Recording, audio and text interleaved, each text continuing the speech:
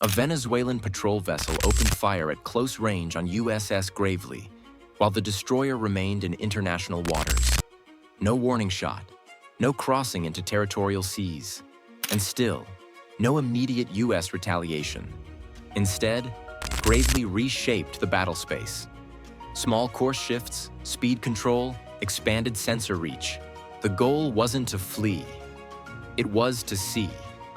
In a region thick with drones and electronic interference, this calm, deliberate posture bought options. Stay with this, because the payoff is the single guided strike designed to blind and stop, not sink, the shooter, and the message it sent across the Caribbean.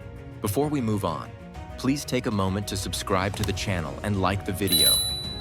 Why would a destroyer under live fire choose angles and knots over guns and missiles? Because survival and credibility start with control, and control begins with geometry.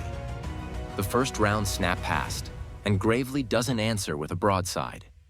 It answers with helm and throttle. Small changes, intentional changes.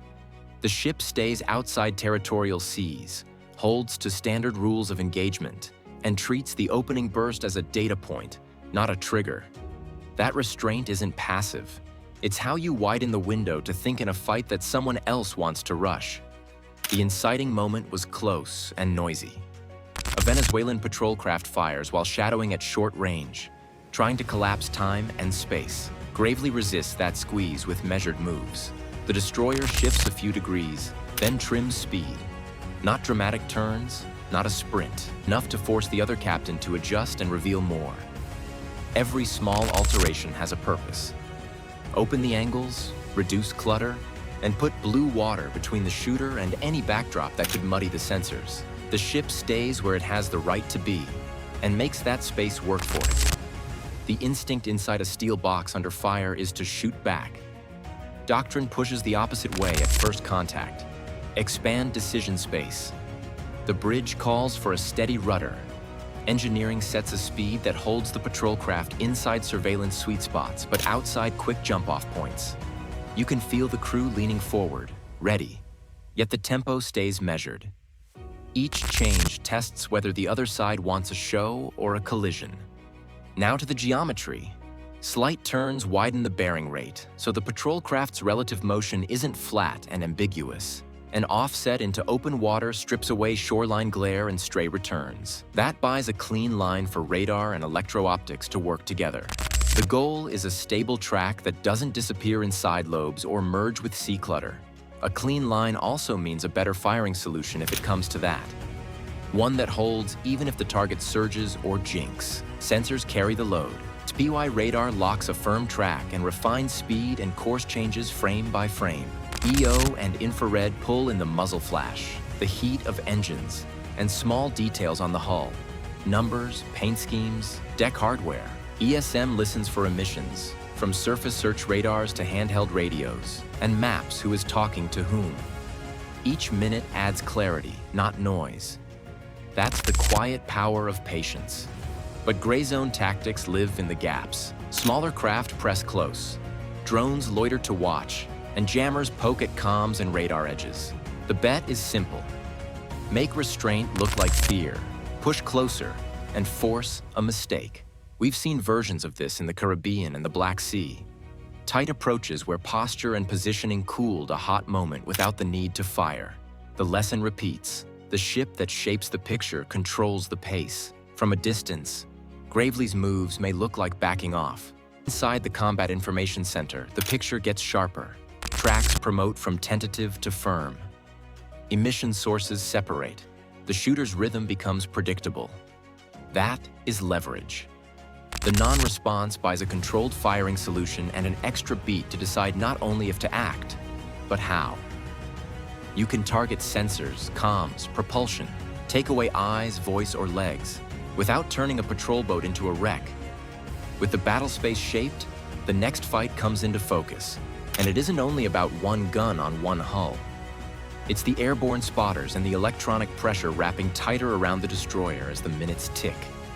What if the real pressure wasn't the gunfire, but the noise flooding Gravely's senses? The rounds got everyone's attention, but the grind came from above and in the ether, High drones kept lazy orbits, soaking up angles and sending back a live map. Closer in, small quad-sized drones bobbed along the edges, dipping into blind spots, trying to hold on to the destroyer's mast and deck layouts.